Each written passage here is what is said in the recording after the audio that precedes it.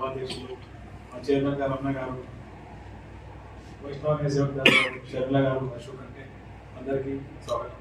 ఇలాంటి కార్యక్రమం సాయంత్రం 5 అనుకుంటుంది. చాలా మంది వస్తున్నారు. షోలాపూర్ పునాకెళ్ళి కూడా వస్తున్నారు, మన కవులు చంద్రపూర్కి కూడా వస్తున్నారు.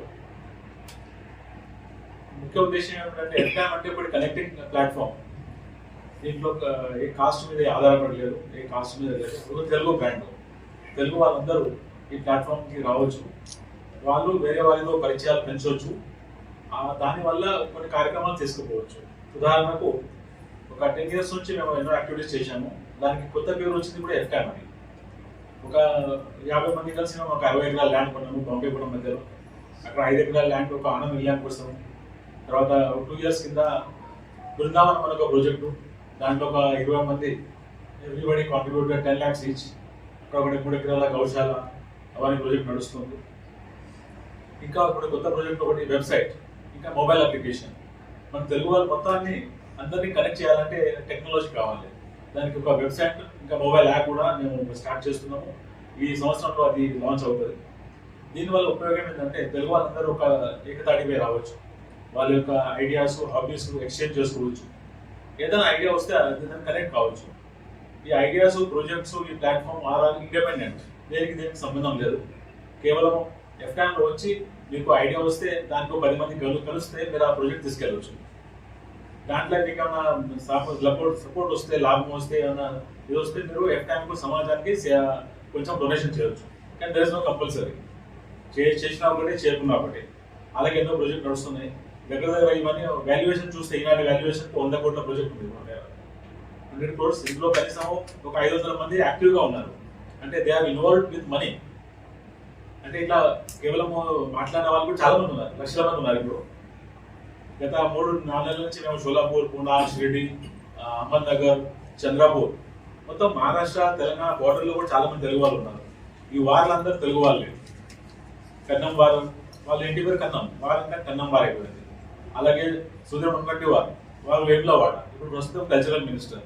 వారితోటి మేము ఒక 2 years నుంచి ఫాలోఅప్ చేశాము.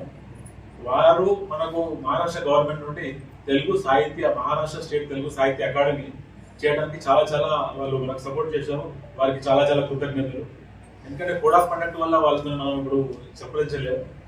తర్వాత దీంట్లో మనకు ₹1 కోటి బడ్జెట్ ఉండేది మహారాష్ట్ర గవర్నమెంట్ నుంచి. ఇమాజిన్, అన్ని సంఘాలన్నీ కలిసినా కానీ అలా బడ్జెట్ యాడ్ చేసినా కానీ ₹1 కోటి కావు. So it's a very big thing. మన తెలుగు వాళ్ళందరికీ ఒక పెద్ద గర్వకారణం. పుస్తకాలు రాసే వారికి ₹25,000 అనుదానం ఉన్నది. మీరు పుస్తకం రాస్తాం అనుకుంటే మీరు గవర్నమెంట్కి ఒకటి స్క్రిప్ట్ ఇస్తే అది అప్లికేషన్ చేసి ₹25,000. తర్వాత ప్రతి సంవత్సరం ₹1 కోటి బడ్జెట్. అందులో 1/3 అంటే 35 lakhs అడ్మినిస్ట్రేటివ్ ఎక్స్పెన్సెస్. తర్వాత 65 lakhs program expenses. Program expenses లో కొన్ని బహుమతులు ఉన్నాయి. ప్రతి సంవత్సరం ₹1,00,000 జీవన గౌరవ పురస్కారం. అంటే తెలుగు వారు సాహిత్యంలో ఎవరైతే పనిచేశారో వారికి ప్రతి సంవత్సరం, అంటే ఒకరికి దొరకదు, ప్రతి సంవత్సరం వేరే అందరూ దొరుకుతుంది. అంటే అందరూ దొరుకుతుంది. దగ్గర ఇప్పుడు 100 కవులు ఉన్నారు మహారాష్ట్రలో, 100-120. అలాగే చాలా మంది రావాలి, రాయాలి, అదొక ఉద్దేశం. తర్వాత సాహిత్య పురస్కారం 51,000, కళా పురస్కారం ఒక 51,000. తర్వాత అప్కమింగ్ పోయిట్, అప్కమింగ్ సాహిత్యం, దానికి ₹51,000. అనువాద పురస్కారం, అనువాదం అంటే మరాఠీ నుండి తెలుగు, తెలుగు నుండి మరాఠీ, తెలుగు నుండి మరాఠీ, మరాఠీ నుండి తెలుగు, దానికి ఒక 51,000 పురస్కారం ఉంది. తర్వాత మరాఠీ, తెలుగు, తెలుగు మరాఠీ నుంచి ట్రాన్స్లేషన్ చేసిన వారికి అనుదానము ఒక ₹2 per word. అంటే ఒక 1000 బుక్ లో కనీసం ఎన్నో పేజీలు ఉంటాయి, ఎన్నో వర్డ్స్ ఉంటాయి. ప్రతి వర్డ్కి ఒక ₹2. అంటే ఇది గవర్నమెంట్ ఆఫీషియల్లీ మనకు సపోర్ట్ చేస్తుంది. అలాగే ప్రతి సంవత్సరం కవి సమ్మేళనం, బుక్ లాంచ్, చర్చా గోష్ఠి, లిటరరీ ఈవెంట్స్, ఇటువంటి కార్యక్రమాలు మొత్తం మహారాష్ట్రలో జరుగుతాయి. అంటే ముంబైలో, నవీ ముంబై, భివండి, పూనా, షోలాపూర్, తర్వాత అహ్మద్ నగర్, నాందేడ్, ఇంకా చంద్రపూర్లో మన ఎలక్షన్లో పోయినట్టు మేము అక్కడ 3 లక్షల మంది తెలుగు వాళ్ళు ఉన్నారు, అఫీషియల్ ఓటర్స్. సో చాలా మంది తెలుగు వాళ్ళు ఉన్నారు. ఎందుకు ఒక కమిటీ ఉంటుంది. ఆ కమిటీ ఒక 3 years టర్మ్ ఉంటుంది. ఆ 3 years టర్మ్లో గవర్నమెంట్ డిపార్ట్మెంట్ ఉంటారు, కల్చరల్ మినిస్టర్ ఉంటారు, తర్వాత మన తెలుగు వారు కూడా ఉంటారు కొందరు, అందులో కొందరు మరాఠీ, మహారాష్ట్రియన్స్ కవులు కూడా ఉంటారు. అలాగే ఒక కమిటీ ఉంటుంది. ఆ కమిటీలో ఎవరికైనా కానీ ఇంట్రెస్ట్ ఉన్న వాళ్ళందరూ కూడా మనకు అప్లికేషన్ ఇవ్వచ్చు. అది గవర్నమెంట్ క్లియరెన్స్ ఇస్తుంది అనమాట. సో అది ఎలక్షన్ తర్వాత it will come into existence.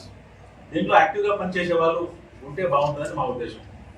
అలాగే చాలామంది కవులు మాతో ఆల్రెడీ సంప్రదిస్తున్నారు, ఇంకా కొత్త వాళ్ళు రావాలని మా ఉద్దేశం. అదొకటి.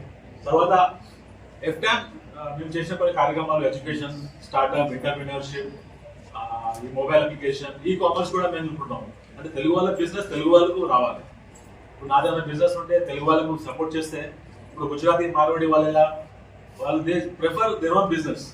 అంటే వాళ్ళ మంచి ముందుకు రావాలని వాళ్ళు ఎప్పుడైనా నాకు కోరుకుంటారు. అలాగే మనం కూడా కోరుకుంటాం, తప్పేం లేదు అందులో. మన వాళ్ళు ఆర్థికంగా పెద్దగా అయితే, మంచిగా అయితే, డెవలప్ అయితే మన సమాజం ముందుకెళ్తుంది. ఇప్పుడు మన సమాజంలో అందరూ లక్షాధికారులు ఉన్నారు ఎక్కువ. వాళ్ళందరూ కోటేశ్వరులు కావాలంటే మనం డెవలప్ చేసుకోవాలి. అలాగే మార్వాడి ప్రతి ఊర్లో, ఈవెన్ తెలంగాణ, ఆంధ్ర, ఏ ఊరికి వెళ్ళినా మార్వాడిగా ఉన్నాడు. మార్వాడి అంటే వాళ్ళు లోకల్ భాష కూడా మాట్లాడతారు, తర్వాత వాళ్ళ భాష కూడా ఉంటుంది. అంటే వాళ్ళ బిజినెస్ వాళ్ళు కూడా చేసుకుంటారు. అలాగే మనం కూడా చేసుకోవాలి. తెలుగు భాషను కూడా మనం పెంపొందించాలి, తెలుగులో మాట్లాడాలి. మనందరం తెలుగులో మాట్లాడుతుంటే అది బాగుంటుంది. తర్వాత ఇప్పుడు ముంబైలో ఒక తెలుగు పేపర్ ఉంది, సాక్షి. దానికి సబ్స్క్రిప్షన్ చాలా తక్కువ మంది కొంటున్నారు. ఇదివరకు ఈనాడు ఉండే, తెలుగు సాక్షి ఉండేది. కానీ ఈనాడు సబ్స్క్రిప్షన్ తక్కువైన వల్ల వాళ్ళు అది పేపర్ బంద్ చేశారు. ఇప్పుడు సాక్షి అంటే వాళ్ళకి ఫైనాన్షియల్ బ్యాకప్ ఉన్నది. కానీ చెప్పలేము, మనందరం పేపర్ కొనకపోతే వాళ్ళు బంద్ చేస్తారు. అందులోంచి ప్రతి ఒక్కరు తెలుగు పేపర్ కొనాలి. ఎందుకంటే ఆ పేపర్ ప్రమోట్ చేస్తలేదు, కానీ భాషను ప్రమోట్ చేస్తున్నారు. ఎందుకంటే ఒకటే పేపర్ ఉంది ఇప్పుడు మహారాష్ట్రలో, ఆ సాక్షి. ఆ పేపర్ని మనము కాపాడుకోవాలి. అది తెలుగు మహారాష్ట్రలో ఇంతమంది తెలుగు వాళ్ళు ఉన్నారు, కానీ ఆ పేపర్ సర్క్యులేషన్ 7,800 ఉంది. అందులో దానికి 20,000, 30,000 తీసుకెళ్తే మన దానికి యాక్టివిటీస్ పెరుగుతుంది. అందులోంచి ప్రతి ఒక్కరు సాక్షి పేపర్ కొనాలి. తర్వాత ట్రైన్లో, బస్సులో వెళ్ళినా కానీ తెలుగు పేపర్ తీసుకుని వెళ్ళండి. ఎదుటివాడు తెలుగు వాడు కనిపిస్తే వాడు తెలియాలని. అంటే అంత కనెక్షన్ మనం చేయాలి. ప్రతి తెలుగు వారు తెలుగులో మాట్లాడుతుంటే ఈవెన్ రైల్వే స్టేషన్లో, ప్లాట్ఫామ్లో, బస్ స్టాండ్లో మనకు తెలుగు వారు ఇంకా కనెక్ట్ అవుతారు. ఎవరైనా కానీ ఇక్కడ తెలుగు వాళ్ళు ఉన్నట్టు నేను వెళ్తాను అక్కడికి వెళ్తాను. సో ఆ స్ట్రాటజీలో మనందరం పనిచేస్తే ఈ మొబైల్ అప్లికేషన్, ఈ కామర్స్ ఇవన్నీ బాగా సక్సెస్ అవుతాయి. వచ్చే 2-3 సంవత్సరాల్లో 1 కోటి జనాభాతోటి ఈ మొబైల్ యాప్ ఇవన్నీ మేము చేయాలని మేము ఉద్దేశం ఉంది. అందు నుంచి ప్రతి తెలుగు కలిస్తే వానికి మన గ్రూప్ చేయండి, ఒక యాడ్ చేయండి. ఎఫ్టామ్ని మేము ప్రతి ఏరియాలో ఒక బ్రాంచ్ పెడుతున్నాము. ఎఫ్టామ్ ములుండ్, ఎఫ్టామ్ ధామా, ఎఫ్టామ్ దివా. అందు నుంచి అయినా కానీ మాకు బీపీసీఎల్, రమణ గారు, తర్వాత కొన్ని కంపెనీస్, కొన్ని ప్రైవేట్ కంపెనీస్ కూడా మనం స్పాన్సర్ చేస్తున్నాయి. ఎందులో ఏమైనా డబ్బులు మిగిలితే అది మేము మొబైల్ అప్లికేషన్, తర్వాత ఈ గౌశాల కోసం మేము వాడతాం. తర్వాత మా టీం, మీకు ఏమైనా ప్రశ్న ఉన్నా కానీ మీరు మా టీంకి అడగవచ్చు. ఈ ప్రోగ్రామ్ మొత్తం full focus on the Guruji. వేరే భాష ఏమి ఉండదు అందులో. కేవలము డాక్టర్ రమణ గారి పుస్తక పబ్లికేషన్, ఇనాగ్రేషన్ ఉంది. తర్వాత డైరెక్ట్ గురువు గారిది ప్రవచనం ఉంటుంది. అంటే దగ్గర 2.5 గంటలు గురువు గారు మీరు వింటారు. ఆయన వివిధ విషయాలపై వారు ప్రసంగిస్తారు.